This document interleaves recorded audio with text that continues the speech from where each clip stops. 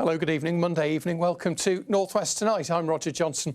Thank you as always for watching. Our top story. Police apologise after IT failings meant a sex offender effectively disappeared and raped a 15-year-old girl at home. Greater Manchester Police says that it is working to improve.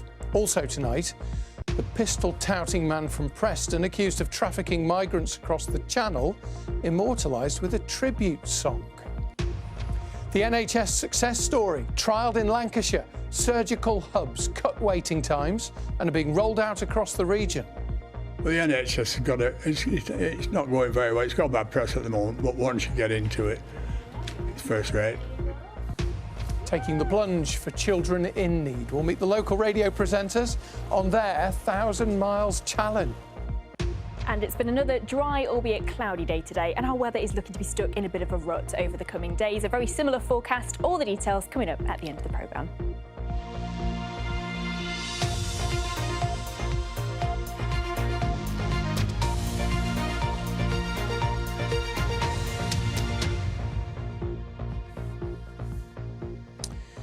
A convicted sex offender was able to rape a 15-year-old schoolgirl in her own home because a failure of the police IT system meant that he wasn't being properly watched. A serious case review has found that 48-year-old Kofi Taylor was able to carry out the attack in 2021 because Greater Manchester Police's IOPS system wasn't working properly. The force has apologised for failing to protect the victim and says that it is working to improve. Let's go to Matt Trewern. He's in the newsroom. He's been following this story. Just tell us, first of all, Matt, what went wrong? Well, Kofi Taylor was a convicted rapist and known to police as high risk when he moved to Greater Manchester in 2019. It was around the same time that GMP had introduced its new IOPS system. Within a year, Taylor had been arrested and charged with raping a woman. He'd even broken his bail conditions 4 times.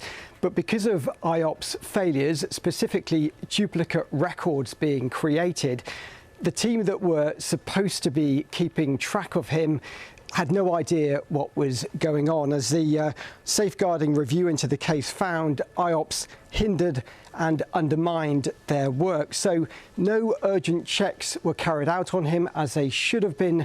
And Kofi Taylor went on to rape this 15-year-old girl at her home. It was an attack that police have described as shocking and deplorable. I would say to the girl and her family, we are very, very sorry that that happened to you. It happens because of GMP failures.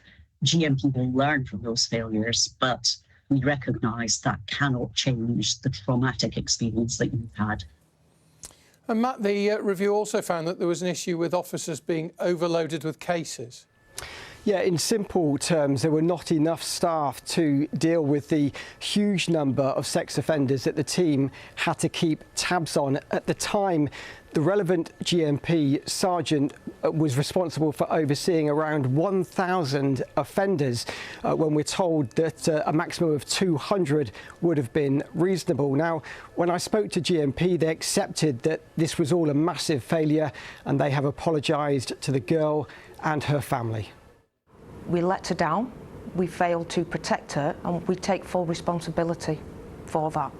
But it's vitally important that we learn from this and we don't allow anything like this to happen again.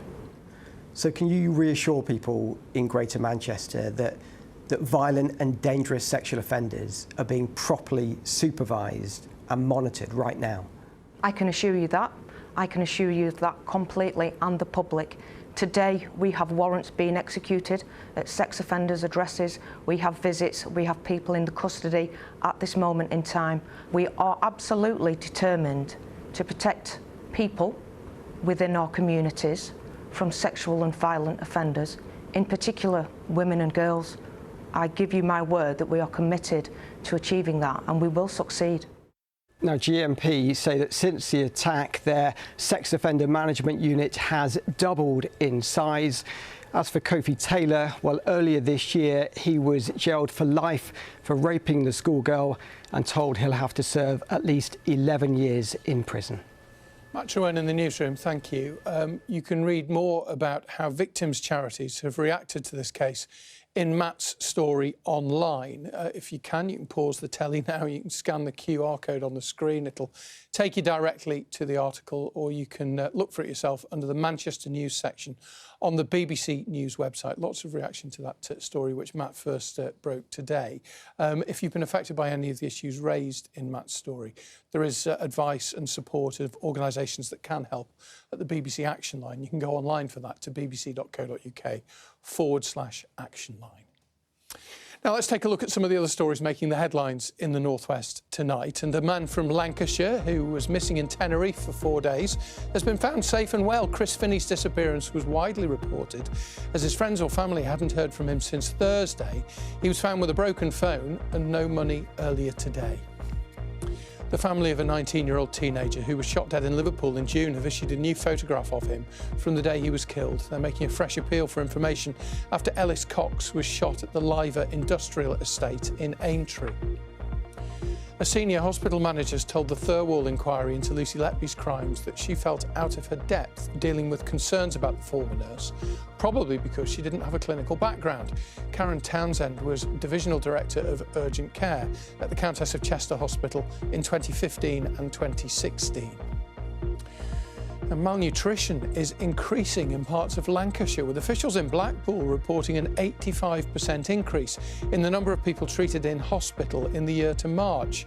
The figures in Preston and Chorley are up 73%, where 165 patients in total were admitted. And finally, the search is on to find a team of 4 conservationists to live and work on a remote island off the coast of the Isle of Man. This could be the job for you, certainly if you like peace and tranquility, and if you like birds. That's because the Manx Wildlife Trust wants them for their bird observatory on the Calf of Man. Now, a jury has been shown a video of migrants allegedly paying tribute in a song to a man from Preston who's accused of people trafficking and arranging small boat crossings across the channel. Amanj Hassanzadeh is accused of assisting illegal migration to the UK. Let's go live to Yunus Muller. He was in court in Preston today listening to the trial. Yunus, just first of all, bring us up to date with the background. Roger, Amanj Hassanzadeh has lived in the UK for 8 years. He's an Iranian national. He was granted asylum back in 2019 for a period of 5 years. Before that expired, he applied for permanent status, and that application is still with the Home Office. Now, the 33-year-old was arrested earlier this year in May after a National Crime Agency covert operation, and he was charged and is on trial here at Preston Crown Court, accused of transporting Kurdish migrants across the English Channel back in November 2023 and December 2023. Now, those migrants were intercepted by the RNLI and Border Force in British waters. The prosecution say that he was at the top of an organisation involved in people trafficking, and they showed the jury a video where musicians are referring to a man, the prosecution say the defendant, as a first-class and brave smuggler. Later on, in another part of the video, he's also shown with a handgun. The prosecution say he was feared by his enemies, although the jury was told that actually it was quite normal culturally for someone of his background to have a handgun. The prosecution say that this video wasn't really a fable or a folk song about tobacco, alcohol or gems, but was in fact about another commodity, human beings. So Yunus, tell us more about what you heard in court today. The prosecution say social media has changed the way individuals and businesses operate, and therefore the jury has been shown a lot of evidence in the form of WhatsApp videos, Facebook posts and TikTok videos. The jury was shown a video in which migrants are off the coast of Italy, and they're said to be thanking the defendant, who the prosecution say he was the man they were referring to. The defendant himself, the prosecution say, was traced to an encampment settlement known as the Jungle in France, near Calais. And what the prosecution claims is that these Kurdish migrants wanted a better life in the West and they were willing to pay for it. We're also shown another video, this time taken in Macedonia. Again, the migrants there say they've been traveling for a number of days and they're said to be thanking the defendant. Now, representing the defendant, Mr. Zarif Khan, said today that his client wouldn't be giving evidence in this trial and that he wouldn't be calling any witnesses. But the defendant does deny all the charges. The trial continues. Yunus, thank you very much. Yunus Muller there, live for us in Preston. Now, last week, the government promised £1.5 billion for more scanners and surgical hubs in the NHS. It was one of those stories, bits of information that was leaked out before the budget on Wednesday. Well, surgical hubs were first set up in early 2022. They concentrate on less complex surgery, and the idea is to try and treat patients quickly and cut waiting lists. And one of the first of them was at Chorley Hospital, where our health correspondent, Jill Dummigan, has spent the day. 10 weeks ago, Richard was out walking when he felt a pop. It was a hernia, and since then, life's been tough. I could only get the pain to go away when I laid down.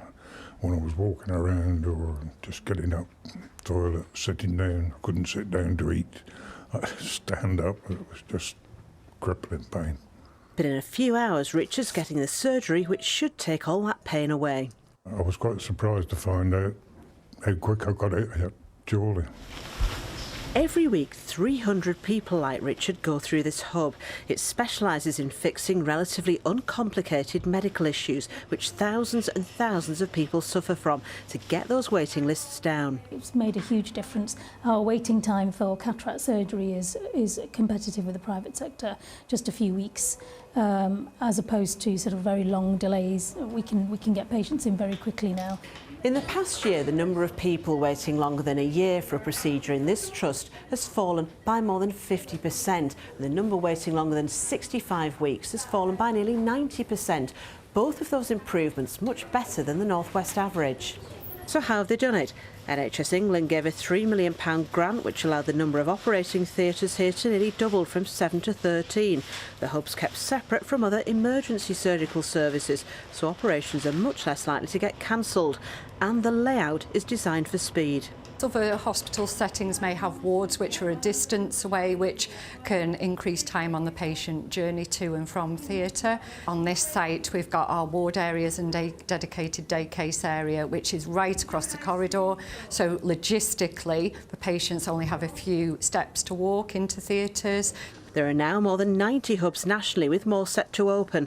Brian arrived here in a wheelchair after 11 months of spinal problems. His operation was 12 days ago. I'm not in any pain. It's going to take a while, I understand that. So we'll see. But the NHS has got it's not going very well. It's got bad press at the moment, but once you get into it, it's first rate. Brian's now off to the Royal Preston for more rehab, then back home. The hope is that more centres like this will help more people like him get back to health. Jill Dummigan, BBC North West Tonight, Chorley. Now, we're staying with the medical theme because stem cell transplants can help to treat and even in some cases cure cancers and other life-limiting conditions, but there is a critical shortage of donors of South Asian heritage. So a new project has been launched to find donors in India who might be able to help people here. Phil McCann's been speaking to a Liverpool student who knows how vital that work could be. Raj was a healthy 22-year-old. Then he got a diagnosis of myelofibrosis, a rare blood cancer. It actually stemmed from, I had a routine eye test. It was a massive shock because I was still sort of feeling well in myself at the time. You're of course like fearing the worst, especially like when you hear you hear the word cancer, you think, oh, this is it. The only cure, a stem cell transplant. It involves taking healthy stem cells from a donor and placing them into the patient to hopefully start repopulating that patient's immune system. But there was a problem. The doctors were giving me that warning that there is a chance there wouldn't be any matches on the stem cell donor list. But for Raj, there was a donor match on the register. My donor was not someone I'm related to, so a random person from Germany, which is amazing. There's someone like out there who's actually saved my life. So Raj went through surgery to get new stem cells in the middle of the pandemic, 6 weeks in isolation. Then he was cured. Now he's enrolled at the University of Liverpool. He was lucky because stem cells have to match, more likely if your donor is of the same ethnicity as you. Raj has Indian heritage, a minority in the UK. India itself is home to a fifth of the world's population, but as of a few years ago, less than 1% of stem cell donors. But now stem cell charity Anthony Nolan is partnering with the biggest stem cell register in India to get more donors there to come forward. It's really exciting because it's the first such partnership where we've been working together with an overseas registry, and we're hoping that we'll be able to expand this model to other countries in the future. And to demonstrate the importance of getting more donors, here's Peter from Nantwich in Cheshire, living life with blood cancer because 5 years ago he was given 7 years to live. We spoke to him last year when he launched a drive to get more ethnic minority donors. The chance of finding the match for me is slim. It's really, really slim. But it doesn't need to be that way for everybody. Peter still hasn't found a match. It's especially hard for him because he's mixed race: Chinese, Portuguese, Irish and English. I believe that every one of us has that genetic twin out there somewhere. We just need to get beyond the sort of almost pitiful figures that we see today, where only between 3 and 4% of the UK population are currently registered as stem cell donors, and that plummets to about 0.4% globally. So you can see the scale of the problem that needs to be overcome, but it's absolutely fixable. Phil McCann, BBC North West Tonight. Manchester United drew 1-1 at home to Chelsea yesterday, with Everton unlucky to lose 1-0 at struggling Southampton. Our Premier League sides don't join in with the FA Cup, as you probably know, until the third round in January. But for many of our smaller clubs, this weekend's first round was a chance to be in the FA Cup spotlight, and for some of that old cup magic, it certainly didn't disappoint. Passionate celebrations for Oldham Athletic, who rolled back the years to give their fans an FA Cup day to remember at Tranmere. They got right behind us and the players responded, and it's a really good day. The club's owner, who watched the game from a packed-out away end, was clearly rather happy himself. Heart of Oldham was here today, and it's 10 minutes since the game. Split the camera and they don't want to leave. And no wonder, with the Latics coming from a goal down at Tranmere to beat League Two Rovers 2-1. Jerzy Chegbelom with an eye-catching winner. One for the scrapbook. There was no such luck for our two other non-league sides, with heartbreak for Rochdale against League Two Bromley. 2-0 down after 3 minutes, Dale then led 3-2 until stoppage time, when the visitors scored twice to snatch a 4-3 victory. Our lowest ranked team, Curzon Ashton, lost 4-0 to League One high flyers Mansfield. A debatable early sending off for handball on the goal line, leaving Curzon with too much to do. Blackpool's meeting with Gillingham was the first in the Cup in 110 years. Sonny Carey's double, making sure it was worth the wait for the Seasiders, who'll face big spenders Birmingham in round 2. Morecambe will host Bradford City in the second round after a 2-0 win at National League South side Worthing. A good victory and a much-needed cash boost. We've made 45,000, here today. Actually, we've made 50 because we were on the television. 95,000 in the cup competition so far, which can only help us. Fellow League Two sides Accrington Stanley 2-0 winners over Rushall Olympic, and Salford City, who beat Shrewsbury Town 2-1, are also through, as are Stockport County and Wigan Athletic from League One. County getting the better of Forest Green Rovers 2-1, with the 2013 FA Cup winners Wigan needing extra time to win 2-0 at Carlisle. All part of an eventful FA Cup weekend for the North West. Here's the full draw for round 2 for our teams then. Stockport County will take on one of the lowest ranked sides, National League North Brackley Town. And as you can see, our only team outside the EFL, Oldham, travel to another League One side at Leyton Orient. Blackpool against League One leaders Birmingham is sure to be one of the ties of the round. In the Women's Super League this weekend, top of the table Manchester City continued their unbeaten start to the season at Crystal Palace. Midfielder Jess Park's long-range chip set City on their way to a 3-0 win. Elsewhere, Everton lost, Manchester United drew, but Liverpool won here 2-1 at Aston Villa, with Taylor Hines scoring twice. England's rugby league team completed a 2-0 Test series win over Samoa. With Northwest players at its heart, St Helens' Jack Wellesby scored the final try of a 34 points to 16 win, having been put through by Burnley-born Herbie Farnworth, and that capped off a great performance from rising star Farnworth, who plays in the NRL for Dolphins and who himself scored 2 tries as well. Now, it goes without saying that rugby league players are great athletes, and there will be some athletic people, I promise, Roger, in the Children in Need Challenge, and me. But you can't have everything, can you? You're wearing a pair of very small swimming trunks. They won't be... No, Roger, I couldn't do that to people. I promise they won't be small.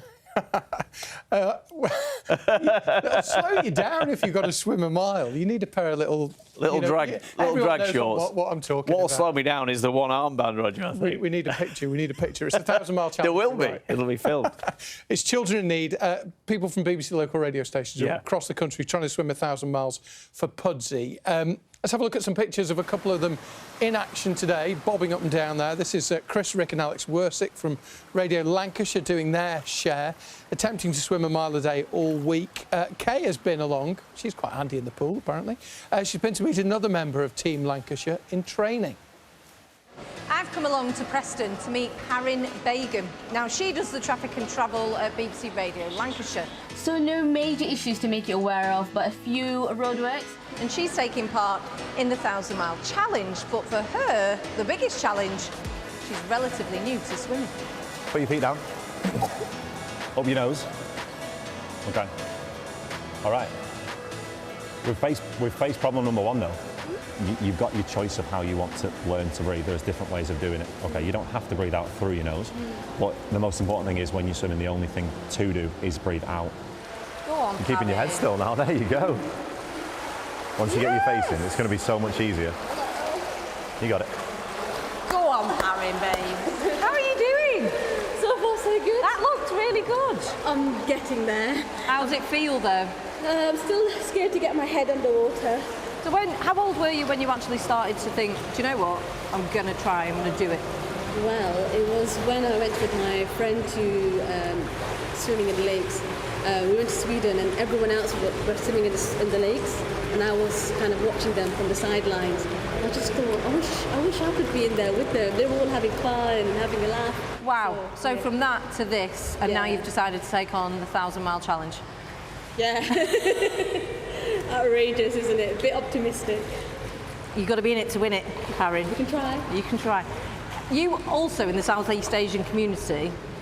Talk to me about that. Where I live, there weren't many opportunities where I could have a private space where I could swim, or ladies only. That's where I feel more comfortable. I feel more comfortable and more confident in a ladies only session, let's say. If I wanted to wear a swimsuit like yourself, then I won't feel as comfortable being in a mixed session. And I think it's a sense of belonging as well, where there's a ladies only session, there are more ladies who wear swimsuits like me, so I don't feel like a little alien wearing a scuba diving suit or something. So I think you meet more like-minded women in those sessions as well. Well, we're all going to be cheering you on, Parin, and all at BBC Radio Lancashire, and everyone that listens to your amazing traffic and travel reports. Oh, all right. All right, Pudsey, OK, I'm getting in.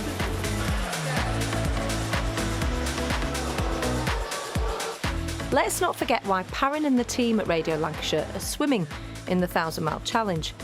Yeah, it's funny, isn't it? Yeah. It's for children like baby Edward at Alderhay, recovering from heart surgery, with help from the charity Small Things Dance Collective. We'll hear more about them next week. Oh, I wish little baby Edward all the best. Good luck to all the swimmers, Parin and everybody else. To show your support, find out more, you can go to bbc.co.uk/swim. Richard tells me, and she did say this to me, Kay apparently is doing 200 lengths in a day, which is, I don't know, Richard reckons 3 miles, but she is a good swimmer. Maybe that's where she is now. Maybe she's just resting up, Abby. Can you swim? I mean, I can if it was a survival thing, but Yeah. I wouldn't say I'm a 300 or 200 length kind of gal. No, I'll leave that to Kay. Me neither. No. How's the weather? The weather, right. It is just a little bit boring over the next few days, to be honest. It's very repetitive. We're stuck in a bit of a weather rut. I'll try and jazz it up a little bit. We've had some nice photos. Thankfully, the autumnal leaves are adding a little bit of colour. Thank you to Bevster for sending this photo in from Chester. And then this beautiful dog out for its morning walk this morning. It was very gloomy, but at least, you know, getting out and about and getting some fresh air. And there will be plenty of opportunities to do that because the forecast is looking dry over the next few days. And if you do get out and take a weather photo, send it in to us here at North West Tonight. Help me jazz up the weather forecast a little bit over the next few days. You can send it in to me on social media, or you can become one of our BBC weather watchers, and those photos come directly into us. So tomorrow, unsurprisingly, the headline is a fairly cloudy one, mostly dry. It's going to be settled. We've very much got high pressure in charge of things over the next few days. It is shifting slightly further east, and that is going to allow milder air to make its way up from the south. So around the middle part of the week, our temperatures might jump up by a degree or two, but very little change in the weather forecast in general as we head towards the end of the week and through much of the weekend too. Overnight tonight, it is staying largely dry but fairly cloudy. Wherever we do see some sort of clearer breaks, we might have a little bit of mist and fog forming that could be quite slow to clear, but a very mild night, 8 or 9 degrees Celsius, which is about our daytime temperatures average for this time of year. So we are going to get above the average over the next few days. Mist and fog slow to clear first thing tomorrow morning. Where it does, we'll see quite a lot of low cloud, but there could be a few breaks developing. Good news if you're heading out for bonfire night tomorrow evening, it is set to stay dry. We might just have a little bit of drizzle where that cloud is thick enough over the Isle of Man, but these will be our temperatures for tomorrow, 13 or 14 degrees. So we are well in the thick of this yellow and orange on the air mass. Those temperatures are good 4 or 5 degrees above average at some points this week, and staying that way right through to the end of the week and the weekend. Like I say, very little change in our weather forecast as we head through to the end of the week. This is how Wednesday's looking. Again, mostly dry, mist and fog slow to lift. Once it does, there'll be a lot of cloud, some brighter breaks into the afternoon. Temperatures around 14 or 15 degrees, and very similar through Thursday and Friday, Rog. We shouldn't complain about it being boring, should we? But it has been quite boring at the moment. Yes, it just doesn't give me a lot to say. No. Stephen sent a tweet. I didn't realise Richard Askham is a big fan of Johnny Marr, used to be in the Smiths.